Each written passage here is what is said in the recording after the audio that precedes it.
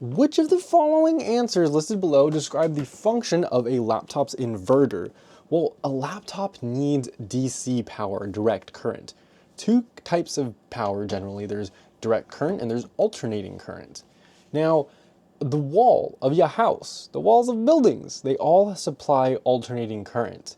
But laptops need direct current. So the charger for the laptops is going to supply the laptop direct current because the laptop itself needs direct current in it to function. So if you have a charging cable and it's proprietary, meaning it's for that laptop, well, typically there's a little brick and then it goes to a little barrel plug.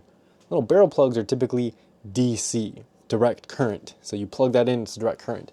USB-Cs, which are what most laptops are moving to as for chargers, is also direct current. So direct current's going into the laptop. Knowing that, let's get rid of the first one. The laptop's inverter says converts AC power into DC power. It's not true. Remember, the power coming in is DC.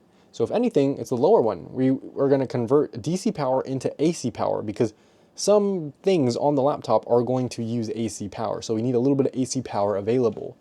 This comes in as a DC though. So we can exit out the first one, converts AC power into DC power. That's false. Third one is true.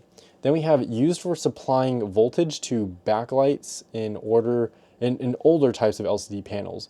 This is true. LCD panels are going to use alternating current, and that's because the panels themselves, whether it be your TN, whether it be your IPS, in-plane switching, whether it be your VA, right?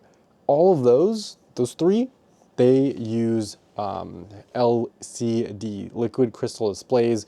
So like twisted pneumonic TM panels, they're twisted, right? The crystals are in perpendicular versus the IPS, the crystals are in parallel, right? It uses alternating current to kind of move the crystal to create a image. VA, the crystals are vertical.